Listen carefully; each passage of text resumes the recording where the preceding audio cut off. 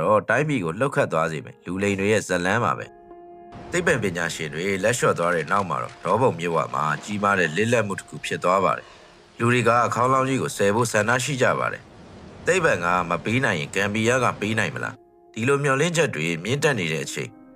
2014ခုနှစ်ဩဂတ်လမှာတော့ဇက်လိုက်ကျော်တယောက်ပေါ်ထွက်လာပါတယ်သူ့နာမည်ကဦးစံလင်းပါသူကအင်ဂျင်နီယာမဟုတ်ပါဘူးရေငုံကျွမ်းကျင်သူလည်းမဟုတ်ပါဘူးသူကအခါတော်ပြီးတယောက်ပါသူ့ရဲ့ပြောစကားတွေကစမ်းကြယ်ပြီးတော့ဆွဲဆောင်မှုရှိပါတယ်ခေါင်းလောင်းကြီးကိုစောက်ရှောက်နေတဲ့နဂါးမင်းတွေနဲ့သူညှိနှိုင်းပြီးသွားပြီနဂါးမင်းကခွင့်ပြုလိုက်ပြီလို့ပြောပါတယ်ခင်မီစက်ကရိယာတွေနဲ့ရှာတုံးကမတွေးခဲ့ပေမဲ့ဦးစံလင်းကတော့ရေငုံဝစ်စုံတော်မပါပဲပစိုးကတောင်းကြိုက်ပြီးရေထဲဆင်းသွားပါတယ်ပြန်တက်လာတဲ့အခါခေါင်းလောင်းကြီးကိုတွေ့ပြီးကြိုးရှိခဲ့ပြီလို့ကြေညာလိုက်ပါတယ်ဒီစကားတစ်ခုဟာတနိုင်ငံလုံးကပြည်သူတွေကိုလျှက်စစ်နဲ့တိုးလိုက်တယ်လို့ပါပဲအဲ့ဒီရက်သက်တစ်ပတ်တွေကရန်ကုန်မြို့ကပွဲတော်တစ်ခုလို့ဖြစ်နေပါတယ်ခေါင်းလောင်းကြီးပေါ်လာတော့မယ်ဆိုတဲ့သတင်းကြောင့်နေစုံရက်စုံကလူတွေကဒေါဘုံမြေကမ်းနားကိုလာရောက်စောင့်ဆိုင်းနေကြပါတယ်အစိုးရတာဝန်ရှိသူတွေရေတက်အရာရှိတွေကအစဒီပြဆက်ထဲမှာဝင်ရောက်ကားပြနေကြပါတယ်သူ့ရဲ့နီလန်းတွေကထူးဆန်းပါတယ်ဆိုနာဆက်တွေမပါပဲရက်တောင်တစ်ချောင်းကိုကင်ပြီးတော့ရေလန်းချောင်းကိုပြပါတယ်ဂရိန်းကားကြီးတွေမသုံးပဲလူအင်အားလှေအင်အားနဲ့ဆွဲတင်မယ်လို့ဆိုပါတယ်ဒါပေမဲ့ဘသူကမှဒါဟာတကယ်ဖြစ်နိုင်ပါမလားဆိုတဲ့မေးခွန်းကိုမမေးရခဲ့ကြပါဘူးမေးခွန်းထုတ်ရင်အမျိုးသားရေးကိုတစ္ဆာဖောက်တဲ့သူငကားကိုမယုံကြည်သူအဖြစ်ဝိုင်းပြီးတော့ဖယ်ကျင်ခံရမယ့်အခြေအနေပါလူတို့ရဲ့စိတ်ထဲမှာအမှန်တရားဟာပျောက်ဆုံးပြီးတော့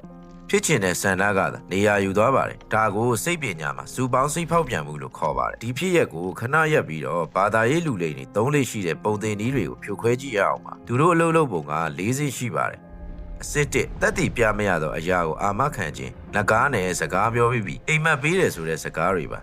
ဒါကိုဘယ်သိပ္ပံပညာရှင်ကမှမဟုတ်ဘူးလို့တက်တည်ပြလို့မရပါဘူး။ဘာဖြစ်လို့လဲဆိုတော့သူတို့ရဲ့စိတ်ကူးထဲမှာပဲရှိတာမို့လို့ပါ။အစစ်နှစ်ပြည့်ရှိစိတ်ကိုဖန်တီးခြင်းမယုံကြည်သူတွေကတော့ကန်ဆိုးမိုးမောင်ကြားလိမ့်မယ်။သိပ္ပံနည်းကြမိကွန်းထုတ်သူတွေကိုတရေဘောကြောင်သူတွေလို့တစိမ့်ကပ်ပြီးတော့ပါဇက်ပိတ်ခိုင်းပါတယ်။အစစ်သုံးငွေကြီးရှာဖွေခြင်းငကားမင်းကိုပူဇော်ဖို့ရွှေသင်္ကန်းလိုတယ်။ရရချေဖို့အလှငွေလိုတယ်။ဦးဆက်လင်းဖြစ်ရမှာလဲပြည်သူတွေစီကနေအလှငွေသိမ်းပေါင်းများစွာစီးဝင်ခဲ့ပါတယ်။အစစ်လေးထွက်ပေါက်ဒါဟာအရေးကြီးဆုံးပါ